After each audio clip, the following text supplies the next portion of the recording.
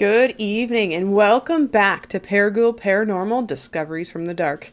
If you're new here, this radio show and podcast dives deep into the shadows of Saskatchewan's past to learn what lies within. Sometimes we even go to other locations across Canada to talk about dark history, mysteries, and sometimes even monsters and urban legends. I'm your host, KD Kulpa. I'm a horror author and paranormal researcher here in Regina, Saskatchewan. I love digging into the past to bring life to ghosts and monsters hiding in the dark. And I especially love going live with you every week to tell you what I've uncovered. Tonight, I'm really excited to have a new guest on the show. Kerri Van Loosen, the manager and president of the Regina German Club, is here tonight. I was excited to reach out to Kerri after attending a holiday party with the Saskatchewan Writers Guild, which was held at the Regina German Club in the basement. Now, while at the party, I was told by multiple people about their own personal paranormal experiences in the building, so I had to reach out and see if anyone would be interested in coming on the show to talk about it. Thankfully, Kerri agreed, so get ready. I think we're going to hear a lot of spine-tingling and goose-bumping stories tonight.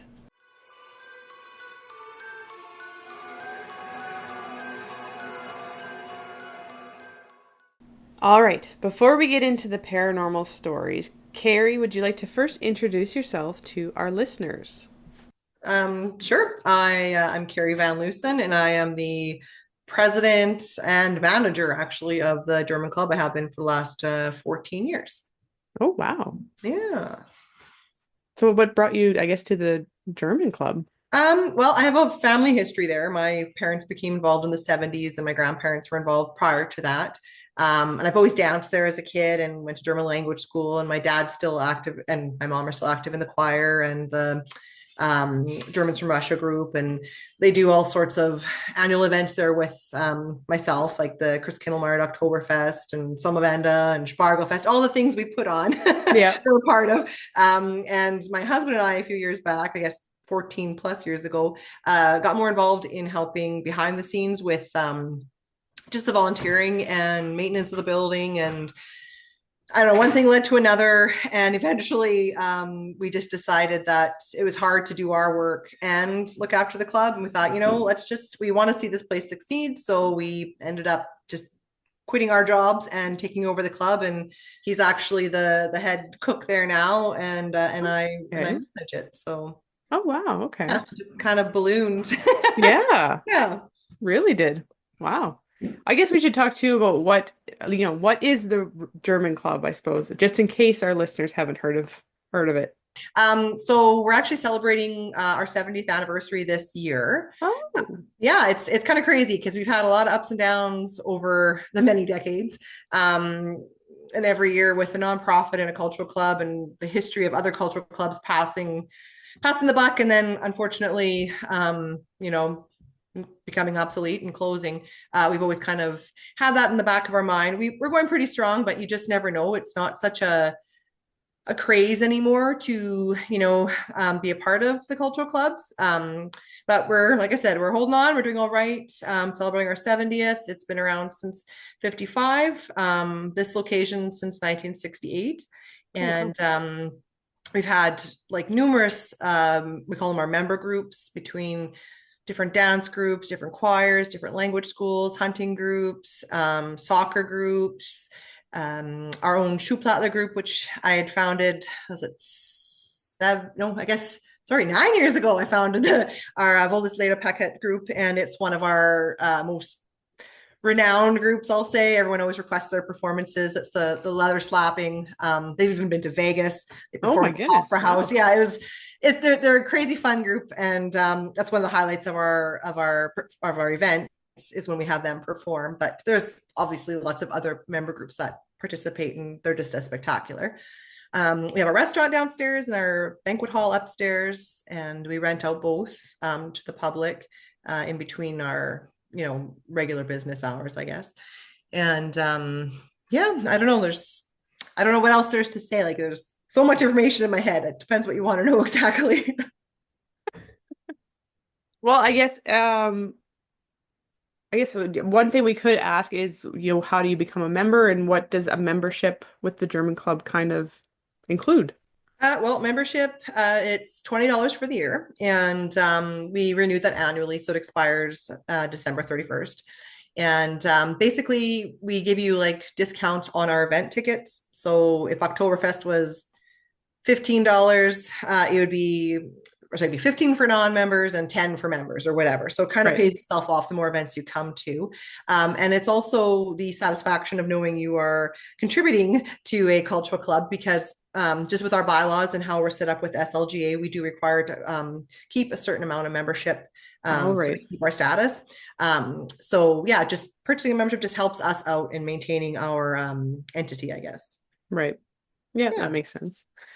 When I get, and since you're, here to talk about kind of the paranormal side of things, Mm-hmm. I guess what do you know about the building? Like what was it before it was the German Club? Do you know? I'm not exactly 100% sure. I know there was a house there. I do know, though, that the vacant lot across the street from us to the west there, which is our parking lot, Yep. when there was when the police, I think, took a leave of absence. I don't remember what year that was, but I feel like it was, when I can't remember when it was. It was the Great Riot of Regina. Yeah, I remember It that. took Yeah. place basically on that lot. And so there were people who Oh. died. And so there's a bit of history with that. And I'm not fully in the know of all that. Most of the paranormal activity that we've experienced, we feel, is previous club members. And we've had Oh, okay. paranormal investigators come out and they've actually caught some audio on that and where we've received a name. We've received sort of a visual of somebody that we believe to be one of our former members. And just with the activity, it's usually around either leading up to or during our events where we feel like there's just high energy. And like Okay. we've personally, my family, especially since we're like always there, has experienced a lot. We've actually lost a staff member to it. Um, there, there's one main entity. I don't know if you want me to get into it all right Sure. now. Yeah, go for it. We feel it's a male. We don't know. That's just what the staff and I kind of feel. And he hangs out in the kitchen towards our back area, which used to be like we'll call it the beer chute, where people used to like deliver beer down this like slide, All which right. is closed off. But I don't know if something happened there. I don't know. But you would see him come in from the basement stairs. So when you come down our back stairs to get into our lounge, Hmm. you would always see like a figure, like a shadow, like a just a dark shadow. I don't know how to explain it. Kids have seen it and said, "Oh, there's a man that just went to the washroom." My children have seen it. Don't lock up yet, Mom. Someone just came in and went to the washroom, and they always say a man. Anything Oh. I've seen has always been my peripheral. But anyhow, this entity has made its way. We have many, many people who can attest to this. From the bottom of the stairs, kind of on an angle through the dining area to our kitchen, and usually ends up back in that corner I was talking about where our dishwasher is now. One of our staff, and this was probably it was before I ran it. Um, some of the staff I had, I'm trying to think, it doesn't matter, 14 plus years ago. Hmm. Jelena was her name. And she always said, "I just don't like this feeling in the kitchen. I don't." And we always thought like, well, like we've had instances where the burners get turned off on our gas stove. We thought, well, it's an old stove. Maybe the knob got loose, but it's like, Yeah. no, it's not going to just turn off like that. We kind of try to justify things. Yeah. So anyway, she was always saying how she just didn't like the vibe. She'd feel cold air on her neck. And we thought, well, and we had never told her that we've had experienced things or people have told us that they thought it was haunted. So we are just trying to like play it cool. She was working in the back area and I guess he touched her on her shoulder, freaked her right Oh. out. She ran out of the building, called her husband, told her to come get her. And she called me and said, "I'm done. I'm not setting foot in there again. I'm sorry, but I can't." So she quit Oh right there on the spot. no. She said she wasn't hurt or anything, but it just freaked her out so much that and I just have goosies talking about it because I remember going there later that day and being like, okay, well, we got to address this with the other staff too and make sure everyone's okay. And, but we've had, psychics come in as well that we didn't invite that just happened to show up there. And then they would talk to us about this man in the kitchen and also children. And the children, I don't know what affiliation that has. I mean, my children come to the club with me when I'm working there. Maybe that was the situation prior. It was a family run business Yeah. always. So it's possible. And being as old as it is, there could be children from like spirits from passed on people. I don't know. Yeah. But we've had audio of children in the kitchen playing with the stove. And then the audio said something like, oh, they're on to us or something like that. It's hard to hear. And it's like Oh, giggling. And I got goosebumps. It's yeah, I crazy. got goosebumps on that one. It's nuts. One of the biggest, well, two of the bigger situations was my dad was locking up after choir. And so he's the last one to leave the hall. He shuts all the lights off, locks the main doors. My mom waits for him in the lobby. He has to go down and come around. And they're about to leave. And then they heard voices in the hall. And my dad kind of looked through the cracked door and the lights were on. And he's knocked on the door and he asked for, is like Sophie, like our bartender, is that you in there? Like just making sure that, I don't know, someone didn't get in the hall or something. And then quiet, lights off. So my dad went through to the hall just to make sure somebody wasn't hiding out in there. Yeah. Nothing there. And he can't explain it. And my husband was doing renovations in the bathroom basement downstairs. And this would have been like 2 a.m. They always worked after hours, him and a friend, Steve. And they just had all the water off because they were working on the plumbing. Okay, yeah. All of a sudden they hear a toilet flush or water running. Sorry, it was water running. Water running. And they're like, okay, this is interesting because we shut the water off. And they thought, well, maybe it's the upstairs water line. I don't know. So they went upstairs. And of course, it's 2 a.m. Nothing's there. The Yeah. bathroom's in the lobby. We keep locked when we're not open for business.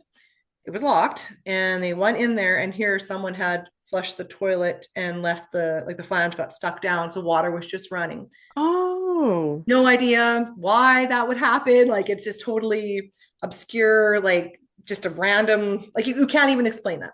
Yeah. Some of the things that I've experienced personally, and this happens around one of our former Schuhplattler guys, Terry. I probably shouldn't say full names, but whatever. He, for some reason, they're drawn to him. We were doing a schnitzel fundraiser and for their dance group. And in the back area, kind of, we call it the hunters area where the big oval round table is, under kind of the brick archway there. We had set up some tablecloths and, well, we had tablecloths on all the tables, but in that particular area. And we were just about to open the doors and let the people in when all the lights in that area. And this I have a lot of these things on security footage too, which I had given copies to the paranormal investigators that came through. The lights all of a sudden started flickering and then the tablecloth went up and then came down and then the lights just went back on normal. And I'm telling you, and there was 4 of us standing right there and Terry was one of them. And I'm like, did you just see that? He's like, yeah. And then first we're trying to think like, okay, well, maybe it was a short circuit. And then we're like, but what was the tablecloth? Because we don't have an air conditioner down there and the furnace wasn't on. So it's like, what would cause it to blow up and down? And you see me in the video just like, oh, just like jumping. I think I climbed on Bruno, who was standing next to me, like, this is crazy. All of our hair was just yeah, I'm sure. It was the weirdest thing. And another time I was standing behind the bar with Terry, and this would have been just prior to Oktoberfest. And so our back bar has a bunch of mirrors, like where the glasses sit in front. Right. And then, so if you're standing in between the back bar and then the tills, there's a pillar in the middle. And him and I were talking, and I think we're just having a beer after we're setting up. And this big orb, which is caught on camera too, like the size of a softball, maybe. It was fairly large. Oh, wow. Comes out of the mirror, comes right where Terry's just about to drink his beer. It comes like right through there. His eyes get big. Like you didn't really see it at the time, but you felt something. Yeah. And it goes right around, so like around his head and then into the pillar on the other side of him. And we rushed to the security footage right away to be like, because I'm like, I didn't really see what happened, but I felt something. And his eyes indicated he did too. And sure enough, on the security footage, you see this orb just come out of a mirror. Wow. And it's like crazy. And a couple of guys, they were sitting around the bar another night, and I think it was after a practice or something. And you see this haze, not really a haze, like a black shadow kind of go over them, and all the ceilings are vaulted down there, and they're sitting right by the beer taps. Okay. And it's like this cloud, like this black kind of cloud. The lights flicker and it kind of stays there, and then it's just gone. And you see them look at each other like, what was that about? Like, and they said their voices at the time like echoed immensely. Under the vault, your voices do echo a little bit. Yeah. But this was like as if they were like, I don't know, like maybe in a tunnel. Like it was very noticeable. Weird. They said. Wow. And we've actually caught audio of when the paranormal investigators were there. They were trying to interact with the ghost, and they had asked if anybody wanted a beer. They were down by the bar, and then on the audio you hear a woman's voice with a very strong German accent saying, "Yeah, I would have one." And it sounds like, when we asked some of our former members, it sounds like one of our old ladies, Helga, who's like our barfly. Oh, okay. And is it, isn't, I don't know, but it's like, what are the odds that you would catch this woman's voice who we've known would hang out there, who has Yeah. passed on. We've also had where our children, my sister's son in particularly, up on the balcony in the hall, she was setting up for Mosaic years ago, and he would have been, I don't know, three and a half, and around there. And he was just coloring on the mezzanine, trying to keep him busy while she was setting stuff up. And she was wrapping up, so they were the last ones there. And it was probably only around supper time, maybe shortly after. And she hears him talking to somebody. At first, she thought he was just, blah, blah, blah to Yep. himself. Kids do. And she peeked out there, and no, he's having a full-on conversation, looking across the table. And so she came out, "Oh, who are you talking to, buddy?" She thought maybe I was there, like putting some boxes away or something. I don't know. And he said, "Oh, to the nice lady." And, "Oh, which lady is that?" And she can't remember what name he said or not, but he knew a name.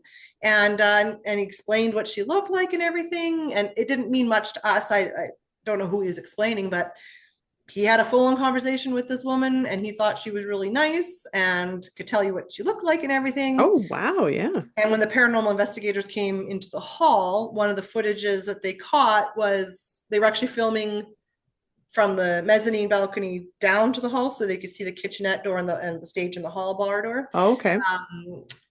They're talking out loud, trying to get whoever's attention, and then the kitchenette door, and no one else is in the building, just the filming crew, right? Because this is legitimate, they were doing for their show. Yeah. The kitchenette door opens, and then you see like a partial apparition of what looked to us like maybe a woman's profile. And then when they said hello again, then the door just slammed shut. So Oh my goodness. yeah, there's a lot, like all the time. Not so much lately. Like I have to admit, basically since we shut down during COVID, we haven't had Haven't had as much much. energy or activity. Like there's the odd time where you hear something and then you're like, "Oh, it's the ghost." Most of our staff every night when they would leave, prior to COVID, would always say goodnight to the ghosts and the spirits upstairs. Because when you're shutting down at the end of a night, like let's say it's a bar night, and they're there till 2:30 in the morning, which is late.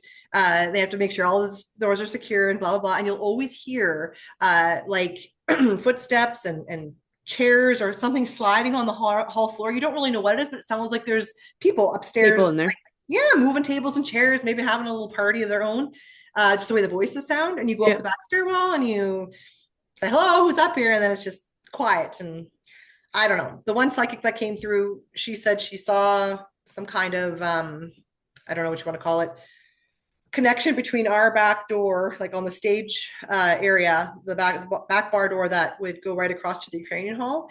She said there's some kind of portal or something there, because people have experienced weird things on the stage too. Just like Oh, feelings by the curtain. To me, curtains just creep me out, so I just don't like standing on my back to a curtain yep. anyway. But people have said like they've had just feelings that somebody was like behind the curtain. Anyways, the psychic just came out of nowhere. We had a craft sale one time, and she just said she needed to speak to the manager. Someone tracked me down, and then she's like, "I just need to let you know this. Nothing is evil. Nothing is malicious. We haven't had any, other than Jelena being touched on the Yep. shoulder. We've never had any physical contact. But definitely the orbs. We have old photos that some of our former club members who've passed on now, sorry, have taken. And it's like digital. So it's not like the old printing where maybe photos might be overlapped, like just Oh, not, yeah, yeah. when they don't print quite right. Yeah. Double exposed is the word, sorry, Yeah. like overexposure or whatever. It's not like that. These are like digital photos that were printed. And you'll see in some of the photos, like some of our the daughters of the founding members, there's one that sticks out in my head, where they were at a function in the hall. I don't know if it was an anniversary party or what it was, but she's standing there, and there's a hand on her shoulder, like a apparition kind of hand Oh, on her really? shoulder, and you could tell by the way she's smiling that she can feel something there, but she's like probably a little inebriated, not sure. You can just tell by her face, it's like who's there, and she's standing beside her father, who has passed away a couple of years ago already, but it was just one of those pictures where you're just like, how do you explain that? Like her family, was, like I said, was part of the founding members. They had Mhm. a lot of involvement there, and I think that maybe somebody, like I said, during our events, there's a lot of energy, and maybe somebody at that point was reaching out. I really don't know, but there's so many things I could probably blab on about, but it's very repetitious. But definitely orbs, definitely lights, definitely noises, unexplainable, like things flushing like the toilet.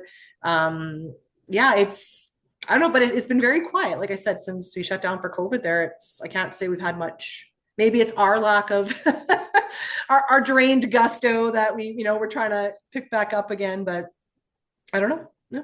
Yeah. Oh, that's interesting. Well, and I guess events kind of are harder to get as big as they were before COVID too. I've noticed Well, that. to be honest, our personal events have grown and we've Oh, reached good. records since COVID.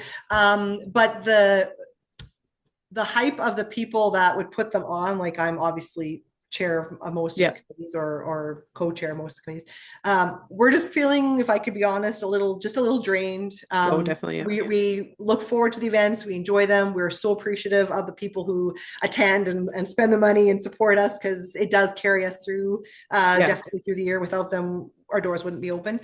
For sure, I can say that. But it gets taxing on us, because we're still of that mindset, like, oh, what's going to happen in the future, like what's going to happen now, like it's just that fear, because it Yeah, was so out of definitely. our control at that time. Everyone experienced it, but just from a business perspective, it was a really hard, unsure time. And I think we're all still kind of like, do we do this, is it worth it, or there's just a bunch of doubts in our mind we try to Yeah. push to the backside. But so I think just that general vibe really maybe affects kind of the energy of the spirits. I don't Oh, know. probably. Yeah, for Yeah. sure. They'd probably pick up on stuff like that. Yeah. Well, Yeah. when I was there, I was told, yeah, about the bathrooms. Be careful of the bathroom, and Yeah. there might be someone else there. So yeah, that was an interesting one. Do you have any idea who the gentleman might be, or I have no idea. No yeah? idea. But because he goes the routes that he does. So he will go, like I said, through the dining room to the kitchen, or he will go to the back bathroom area. He must have been a regular or a founding Must member have, or yeah. something, because it's like very certain. And one of the kind of weird videos that the paranormal team got was in the area that this apparition would pass by. They didn't actually get him on camera, but they got this green mist that went on the floor through that walkway. So Oh, it was really interesting to see, because it's like I'm getting goosies again. Like that is the path that he would walk. yeah, So it's like, is that another form he can come in, or is this something else that we're seeing? Um, yeah. it's just weird things, but yeah. Mm. Interesting. But It is. nothing mean. So at least that's good. It's nothing Yeah. mean. It's nothing trying to cause any harm, just having some fun. Yeah. Yeah. And I mean, realistically, too, like people say, well, maybe it's not a member. Maybe it's, like you said, maybe somebody who was on the property prior to the club. But that whole area was known as Germantown, prior to Chinatown, kind of taking over. And so there was it wasn't just German families, there was a lot of Europeans, like the Yeah. Romanians were in the area, the Polish, the Ukrainians. And so a lot of European settlement happened there. And I'm just wondering if it was just kind of, common ground for, I mean, whatever was on that place before, could have been a European's house. I don't really know. Yeah. But it might just been a common place where, energy was drawn to. I don't know. Yeah, it's hard to say. Mm-hmm. Or like you said, it could just all be from the German club by the sound, like especially since it sounds like they're quite comfortable in the area Yeah. and they know the area. So it sounds plausible that it's a member or a founder or Yeah. checking in on the place. I don't know. It just like we never feel, like I said, yeah, we never feel afraid. It's just like you can sense when something's not right. And when you like, or not, I shouldn't say not right, when something's kind of disturbed, just Yeah. that vibe, all of a sudden it's like, oh, it was a little drafty. But the orbs that I've caught on the security camera, like in the lobby, because those are infrared cameras too. The first time I was I was there late one night and I'm like, I'm just gonna scroll through and see if there's anything on there. And at first I was like, you know what, maybe that's just dust. Yeah. But then I'm like, wait a minute, this is like the size of a cue ball, and it is not just moving, it's going, like it's Oh, like zipping. erratic kind of. Yeah. Oh, yeah. So I'm like, okay, that's definitely not. So I saved it and then I played it back to my husband the following day. And he's like, yeah, that's not how dust or bugs Oh move. yeah. Like, because you could even see it. We have a display case. We have display cases on both sides of the main hall doors, but the one near the coat check, that's where the camera caught it. And this thing was going and then it just went into the display cabinet. So Oh dust wow. can't just go No, through yeah. glass, nor can a bug. Um, but yeah, there's like just a lot of weird things where you're like, I can't explain that. But when you have other people seeing it, like I said, for me, the one of the big things was when the tablecloth went up and the lights, Yeah. because our in that hunters area, there are two different light switches. In the far back one, when you first turn them on, they sometimes do flicker a bit, just the way Yeah. the connection of the slider is. But this wasn't like that. This was both sets of lights and like went to a rhythm like bam, bam, bam, and then on with the same time as the tablecloth went up. So it was too in sync to be a random Yeah. light flicker and then maybe some air or And then like, you know what I something mean? happened. Yeah. It was, and I said like all of us that were standing there like felt it and saw it and right away raced to the security footage to see if we could catch anything. I can't say that we saw any orbs at that time, but it was just watching it back, seeing how it went down. Like to this day, it's like there's no denying that was That something. something was something. Yeah. Yeah, Oh, very cool. and a lot of the hunters have passed away. I mean, that the hunting and fishing group used to be like, I don't know, 40 members strong, and now they're down to about 8 or so. Oh wow. Yeah, that's Yeah, significant. so I mean, they're up there. They're in their 70s, some are in their Yeah. 80s, and they, I think, because they also helped build the club, they had a lot of involvement in just how the club grew as an actual private member club. Yeah. Uh, Maybe that's why that area too is a little more sensitive. Maybe that's a former hunter, that male apparition we Could feel be. is the way Yeah. it comes down. And like I said, you'd have to cut through the hunter's area roughly to get to the bathroom. So Yeah, I that don't could know. be It's yeah. interesting. Mm-hmm. Oh wow. Well, yeah, thanks so much for coming on and telling stories. And Yeah, no problem. It's fun. is there anything else you kind of want to let the listeners know before we wrap Mm, up here? Or? just please follow our social media and check out some of the events coming up, or just go to our website, reginagermanclub.ca, and support us when you can, because we really appreciate it, and we'd love to keep our club around for a couple more decades if possible. Yeah, wouldn't that be great? Mhm. Excellent. And unfortunately, that is all the time we have for tonight. So stay tuned for our upcoming episodes where we'll uncover more secrets, unravel more mysteries, and delve deeper into the shadows. Until then, remember to keep your flashlight handy and digital recorders ready. This is Katie Kulpa, signing off. Until next time, my ghouls.